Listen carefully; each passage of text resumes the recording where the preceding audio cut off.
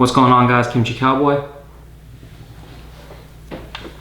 Today we're going to be doing the video on the Sig Sauer, my Sig Sauer M400 Tread SE.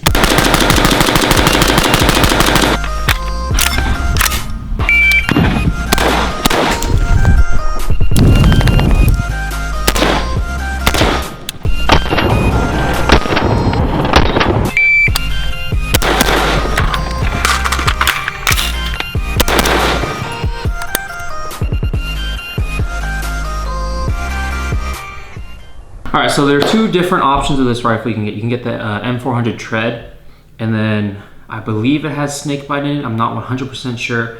But then there's also the SE version. The SE version comes with a couple different things. Actually, before I preface anything, if you haven't seen my initial thoughts video, link down below, watch that so you guys know what I'm talking about first. But let's go ahead and talk over the SE. 16-inch barrel, 5.56 NATO, of course. Some things that are different, I believe. Okay, so it comes with a 2-stage matched trigger in here compared to your mil-spec run-of-the-mill trigger. It's a 1-in-7 twist barrel, different color. Like I said before, tan and FTE. You get a different Magpul stock. You get a coated barrel, and I believe that is it. I don't know.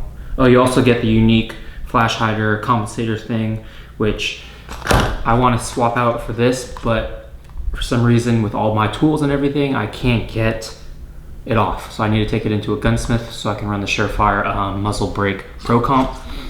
I also added T-Rex arm sling. Some things that I changed to this rifle since you guys last saw it. I got rid of the LPVO. I went with the Sig Sauer red dot sight and 4x magnification. Even though this looks like a holographic sight, it is their red dot. I went with Sig Sauer furniture. So we have the foregrip up here with some base plate pads, whatever you want to call it. T-Rex arm sling, ambidextrous charging handle. And that is it. Haven't touched anything else. Ammo that I've been shooting through this rifle is the PMC X-Tac 5.56, 55 grain FMJ boat tail.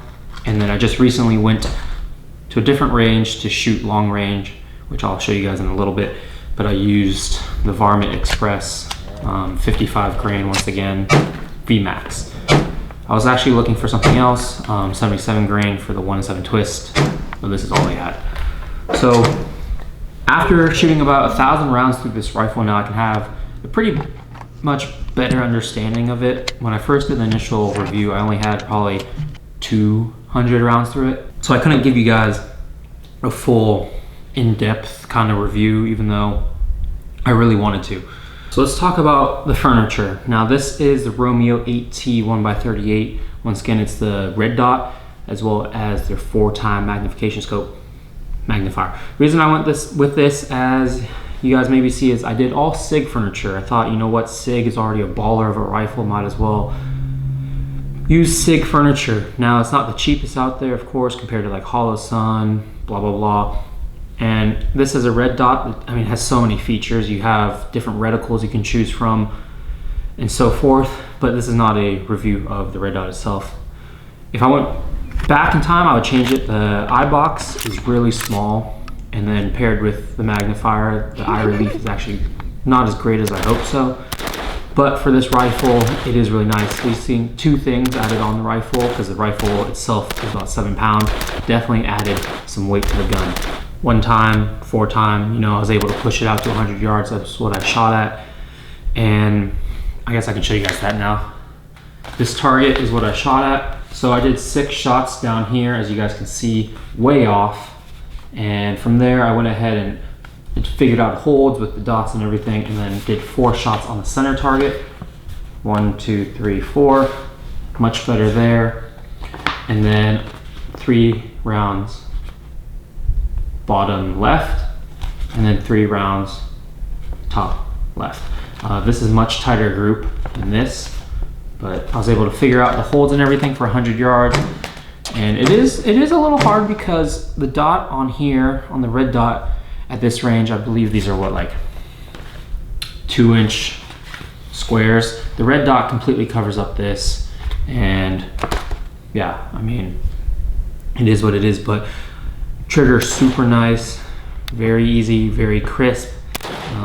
I found, you know, I get to that kind of wall point and I'm able to break the shot really easily, and it's a nice soft click reset. Definitely after shooting more rounds, the trigger kind of broke in and it definitely got nicer.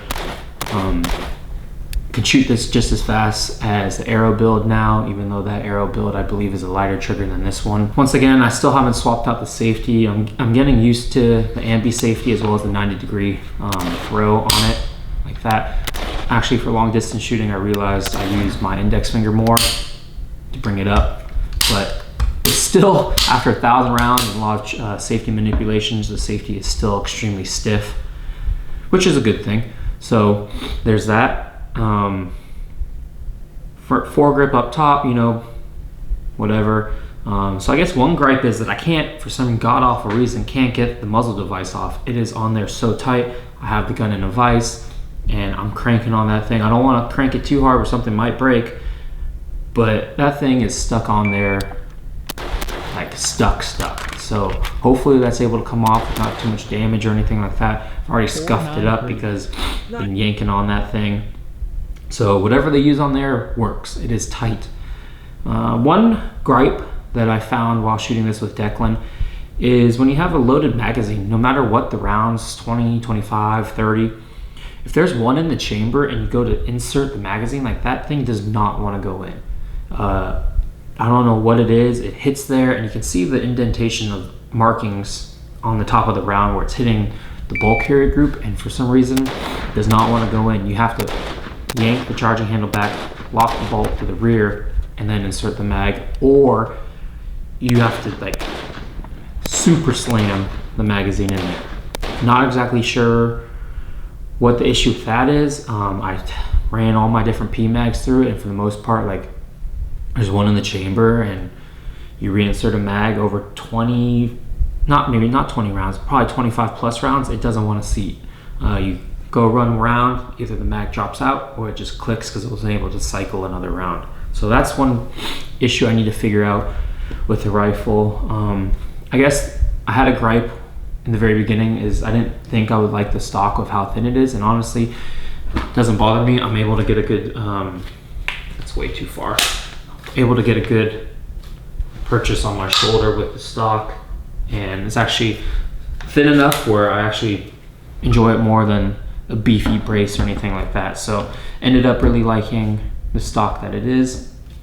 One thing I've noticed is personal preference. So once again, this is all personal preference, take it with a grain of salt, is I don't really like the angle, the grip, whatever you want to call it. I think the one that I have on the AR or the Arrow position is a little more canted back, where this one is a little more upright. And I just find on the inside, you guys know what I'm talking about, the inside of my middle finger wears down a lot faster with this grip. I do love this texture and the stippling that they have on this. It's really nice. It's really great. So I just wish maybe I can do a little bit of an undercut and just cut this back a little, and maybe that'll relieve the problem. I also talked about how I wasn't able to really hit the mag release. I mean, sorry, not the mag release, the bolt catch, because it has that little funky paddle. Just practice. After more and more time using it, I was able to get it down, so that was not an issue at all. I also mentioned that, you know, 16-inch builds get a little heavy running and gunning, but weighing 7 pounds without furniture, that's already a very light rifle. And overall, I mean, it got easy. It's just something I wasn't used to, running an 11.5 inch for a while and going back to this. Fatigues you a little faster, but it's not that bad. The recoil on this, though, for sure, is much more jolty than my Arrow position. Not exactly sure what to pinpoint on that or what is the source of that, but there definitely is more kick to this rifle than my Arrow position rifle. That doesn't mean follow-up shots aren't that hard. I think this, even though that it's more kick, the added length of the barrel helps me get back onto the track easier. I did the T-Rex course with fire again, and I did really well, just like last time. I don't know what it is, but something about just 16 inches, you know, I was able to run some really good scores.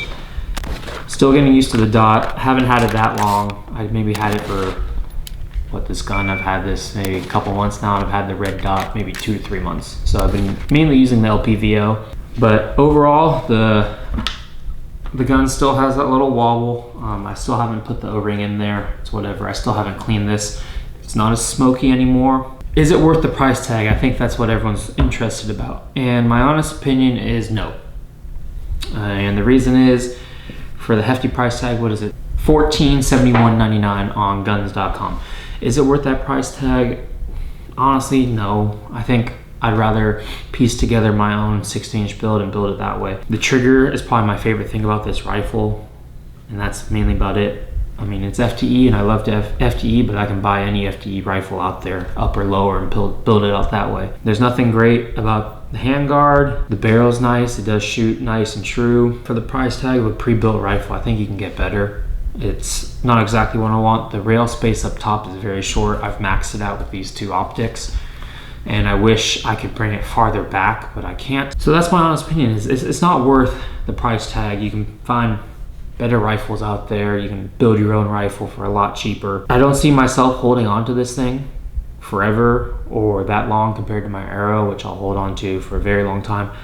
Like, if someone comes around with the right amount of cash and wants to buy this thing, yeah, I'd do it. I wouldn't mind selling it. If I have to take off some of the parts and whatever and sell it that way, that's fine with me. But the hype that I wanted, I'm a big Sig guy. You guys know I have 2 Sig pistols. I know Sig prices are outrageous. They just released their new enclosed emitter optic, and it's for pistols, and it's like $800, which is outrageous, yet people buy it. Like me, I bought this. Some people may buy this and end up loving it and absolutely having it be their main squeeze, their main rifle. They love it being ambidextrous. For you lefties, great option.